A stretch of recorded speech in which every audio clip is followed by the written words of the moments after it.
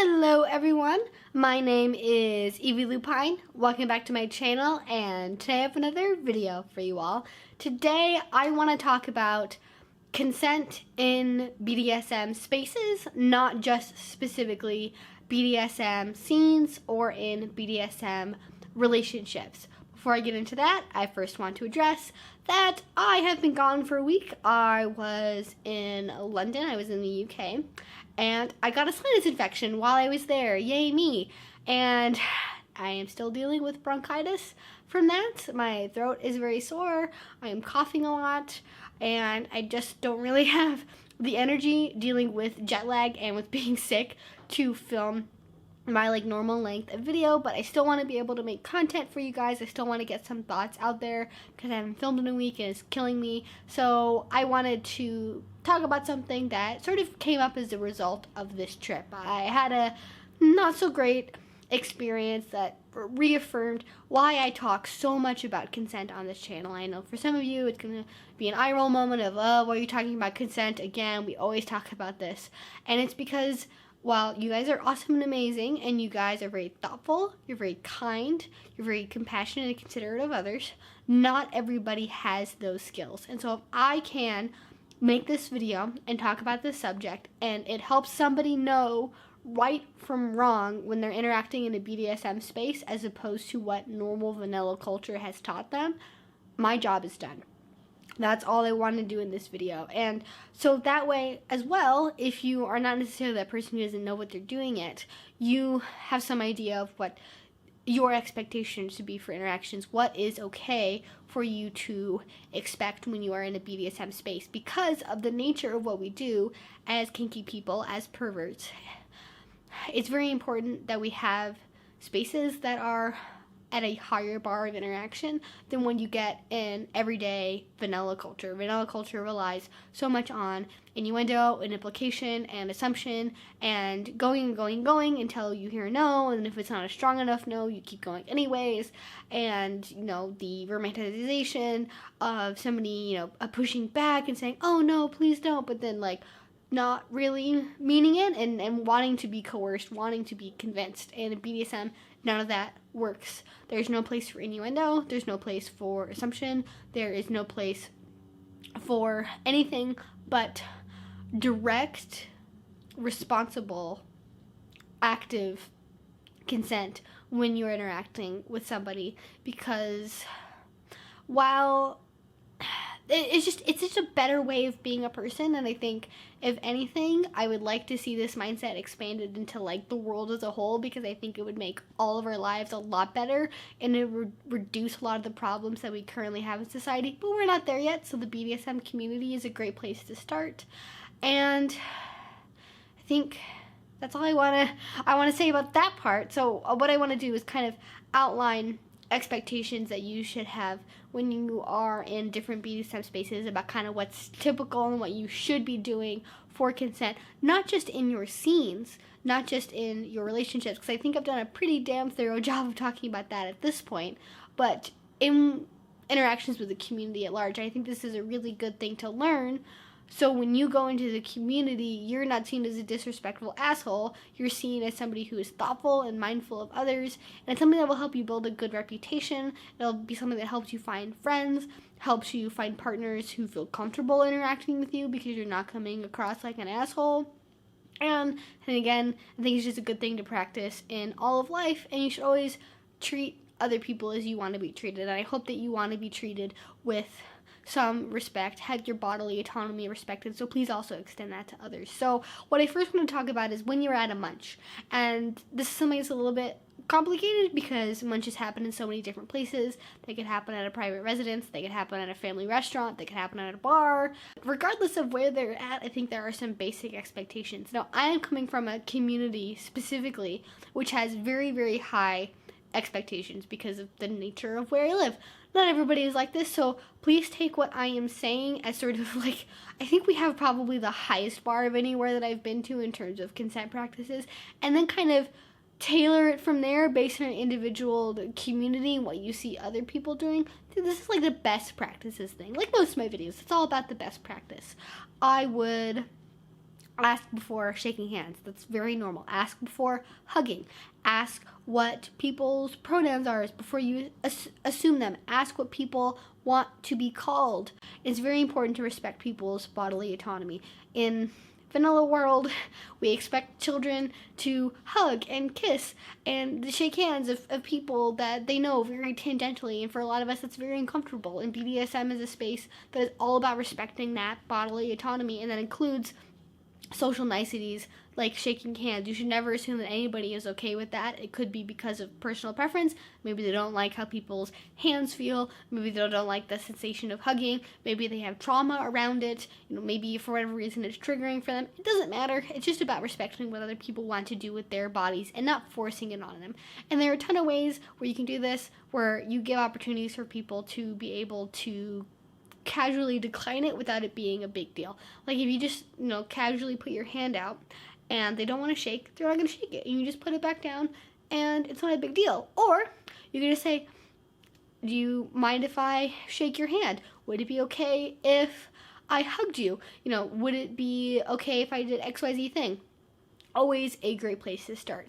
If you're in a space where people are wearing sort of subtle signs of BDSM, like if they're wearing maybe ears or like a casual collar, don't start touching them. Don't start, shouting across the room, oh my god, I love your collar, oh my god, I love your ears, because you are in a munch. There could be vanilla people around, and you don't want to, out somebody secondhand because of how big of a deal you're making about their attire. So instead, privately go up to them or quietly go up to them and say, hey, I really like your ears. Can I touch them? Where did you get them from? Yada yada. What kind of pet are you? Is this related to pet play? So on and so forth. And with collars, I would probably not even start out by asking questions about the collar, like, oh, I love your slave collar. Where'd you get it from?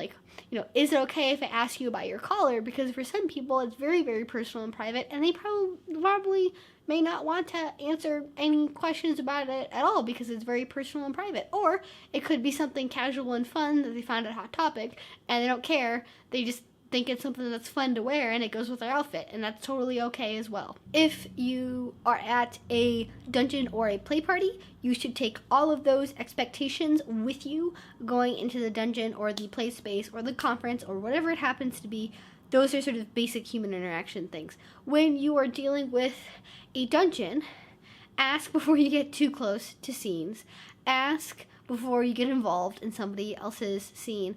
I would, if you're seeing somebody who is, going through aftercare, if you were seeing somebody who has just finished a scene, ask if you can talk to them about what they did or how they're feeling. Don't just start lobbing questions at people like, oh my god, why did you do that? Oh my god, how did that feel? Because they may not be in a position to answer those questions. But you should give them the opportunity to decide if they're open to questions like that before you just jump in and start hammering on them for whatever reason. Don't assume people's titles. Don't assume that people want you to call them dominatrix or mistress or ma'am or master or sir or whatever. Always ask before you use titles. Always. And never assume what they are. Give other people the opportunity to tell you what they would like you specifically to call them. Just because you have heard somebody else use a different title with that person does not mean it is okay for you to do the same. Don't touch people's outfits. This is a really big one. If somebody is wearing a full body of latex, don't start rubbing it. Don't start offering to shine it for them.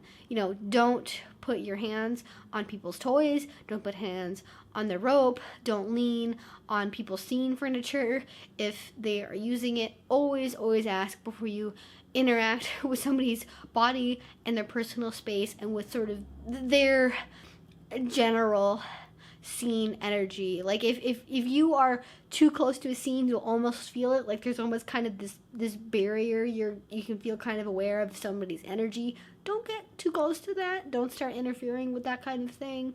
And really just don't fucking touch people without their permission. Don't start calling people things without their permission. Like, you can't do that, and you should do it in real life. You know, you shouldn't go around and see somebody with curly hair. Don't start just like playing with their hair and be like, oh wow, that's so cool. How did you do it? How did you get your hair like that? Don't do that. Don't do that in a BDSM space. Don't do it in a grocery store. Don't do it on the bus. Don't do it at all. But especially don't do it in the BDSM community, because we hold ourselves to a higher standard than that.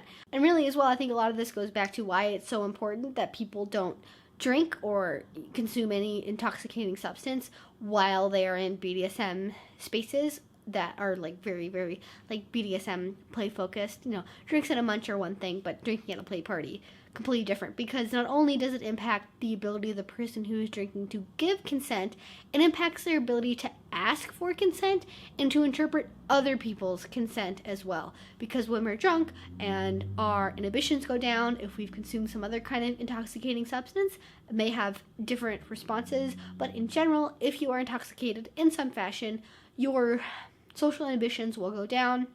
You'll be more relaxed with being physically close to other people, to touching people, to have very close, intimate conversations, to asking obnoxious questions, to just generally not being as aware of people's personal spaces and bubbles and what's appropriate and not appropriate. And if you are drunk and you are, you know, touching every other person at the party, if you are engaging in inappropriate conversations, if you're being really obnoxious, that disrupts not only individuals' ability to enjoy the space, but kind of ruins the atmosphere for everybody else too. If there's just a lot of drunk, obnoxious people that can't really be controlled and are kind of just doing whatever they want and saying whatever they want and are, you know, acting like they're at any other, you know, vanilla club where it's normal to grind up on people when they're dancing, even though that's totally not normal in a BDSM space, especially not when somebody's doing a scene. Anyways, that's what I wanted to talk about today. Consent is very important in BDSM spaces. Basically, good rule of thumb, if you're not sure what to do, first, ask.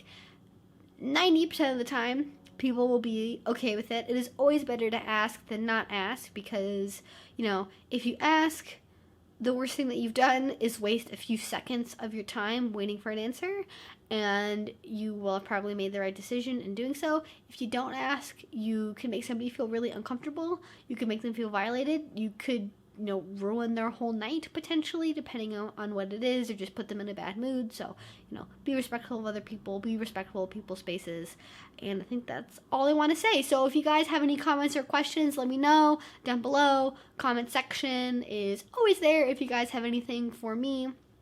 If you want to see more related videos, social media, links to that are down below.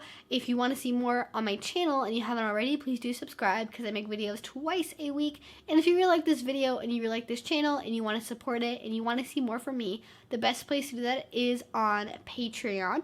Link to that will be down in the description box as well with everything else. And until I see you guys next time, I hope you have a great rest of your day and a great rest of your week. Bye-bye.